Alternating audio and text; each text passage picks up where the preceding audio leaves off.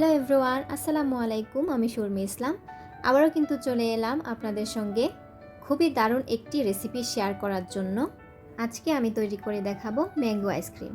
ঘরেই কিন্তু খুব সহজেই অল্প উপকরণে এই ম্যাঙ্গো আইসক্রিমটি বানানো যায়। আর এই গরমে ঠান্ডা ঠান্ডা ম্যাঙ্গো আইসক্রিমটা খেলে কিন্তু মন প্রাণ দুটোই ঠান্ডা হয়ে যায়। আর এই আইসক্রিমটা কিন্তু ফ্রিজে অনেক দিন পর্যন্ত সংরক্ষণ করে আপনারা খেতে পারেন। আশা করি আমার ভিডিওটি আপনাদের ভালো লাগবে। ভালো লেগে থাকলে অবশ্যই লাইক করে দিবেন। তাহলে চলুন দেখে নিই কীভাবে আমি এই আইসক্রিমটা তৈরি করি। প্রথমে আমি কিন্তু 1 কেজির মতো দুধ নিয়ে নিয়েছি। এটি একটু জাল করে শুকিয়ে নিয়েছি। এখন প্রায় আধা কেজি পরিমাণ হয়েছে। এর মধ্যে কিন্তু আমরা প্রায় 1 কাপ পরিমাণ চিনি দিয়ে দিব। চিনি দিয়ে এগুলো ভালো করে মিশিয়ে নেব। মেশানো হয়ে এলে এতে কিন্তু আমি কিছু কর্নফ্লাওয়ার দেব। এর জন্য আমি 3 চামচ কর্নফ্লাওয়ার দিয়ে দিচ্ছি একটু পানির মধ্যে, আলাদা করে মিশিয়ে নিচ্ছি। কর্নফ্লাওয়ারটা নেড়েচেড়ে মিশিয়ে কিন্তু আমরা এই লিকুইড কর্নফ্লাওয়ারটা দুধের মধ্যে দিয়ে দিচ্ছি। দুধের মধ্যে দিয়ে কিন্তু আমরা অনবরত নেড়ে যাব, তা না হলে কিন্তু মিক্সচারটা লেগে যেতে পারে। এর জন্য আমরা অনবরত নেড়ে যাচ্ছি। খুবই অল্প সময়ে কিন্তু এই দুধটা গাঢ় হয়ে যাবে কর্নফ্লাওয়ার দেওয়ার কারণে। দেখতে পাচ্ছেন দুধটা কিন্তু অলরেডি অনেকটাই গাঢ় হয়ে এসেছে। গাঢ় হয়ে এলে কিন্তু আমরা এই কর্নফ্লাওয়ারের মিক্সচারটা কিন্তু নামিয়ে নেব চুলা থেকে। নামিয়ে ঠান্ডা হয়ে এলে এতে কিন্তু আমরা ম্যাঙ্গো পিউরি দিয়ে দিব। আমি এখানে দুটো পাকা আম ব্লেন্ডারে ব্লেন্ড করে নিয়েছি। ব্লেন্ড করার পর এখানে আমাদের প্রায় 3 কাপ পরিমাণ আমের পিউরি হয়েছে। সবটুকুই দিয়ে দিচ্ছি। সবটুকু দিয়ে এর মধ্যে আমরা অল্প একটু ম্যাঙ্গো এমালশন দিয়ে দিব ফ্লেভারের জন্য। তারপর আমি অরেঞ্জ ফুড কালার দিয়ে দিচ্ছি। দিয়ে ভালো করে এগুলোকে মিশিয়ে নিচ্ছি। দেখতে পাচ্ছেন আমি কিন্তু ফুড কালার দিয়ে মেশানোর পর কালারটা খুবই সুন্দর হয়েছে। ফুড কালারটা এখানে অপশনাল, আপনারা দিলে দিতেও পারেন আর না দিলে নাও দিতে পারেন। এখন কিন্তু আমরা হুইপ ক্রিম নিয়ে নিচ্ছি। আমি এখানে 1 কাপ পরিমাণ হুইপ ক্রিম নিয়েছি। হুইপ ক্রিমটা ফ্রিজে বরফ ঠান্ডা নিতে হবে।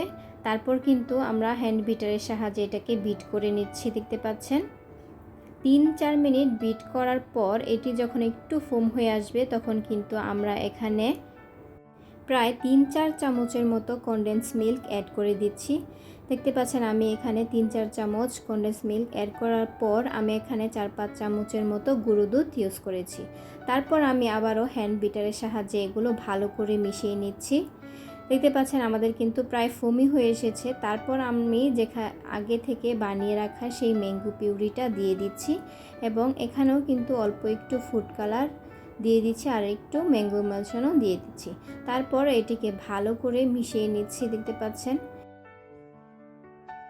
আমাদের কিন্তু ম্যাঙ্গো আইসক্রিমের লিকুইডটা প্রায় তৈরি হয়ে গেছে। এখন কিন্তু আমরা হ্যান্ড বিটারটা অফ করে দিব এবং হ্যান্ড বিটারটা অফ করে আমি একটি স্প্যাচুলার সাহায্যে সবগুলো লিকুইড একসঙ্গে মিশিয়ে নিচ্ছি। তারপর আমি একটি আইসক্রিমের বক্স নিয়ে নিয়েছি। এর মধ্যে আমি সবগুলো লিকুইড দিয়ে দিচ্ছি। তারপর দিয়ে আমি একটু ট্যাপ ট্যাপ করে তারপর এর মধ্যে একটি টুথপিক দিয়ে ভালো করে মিশিয়ে নিচ্ছি যেন ভেতরে কোনো বাবল না থাকে। এখন আমি কিছু পেস্তা বাদাম কুচি করে দিয়ে দিচ্ছি। এটি দিলে কিন্তু দেখতেও দারুণ লাগে এবং খেতে খুবই মজাদার লাগে। এবার এটিকে আইসক্রিম করার জন্য কিন্তু আমাদের অবশ্যই ডিপ ফ্রিজের মধ্যে 4-5 ঘন্টার মতো রাখতে হবে।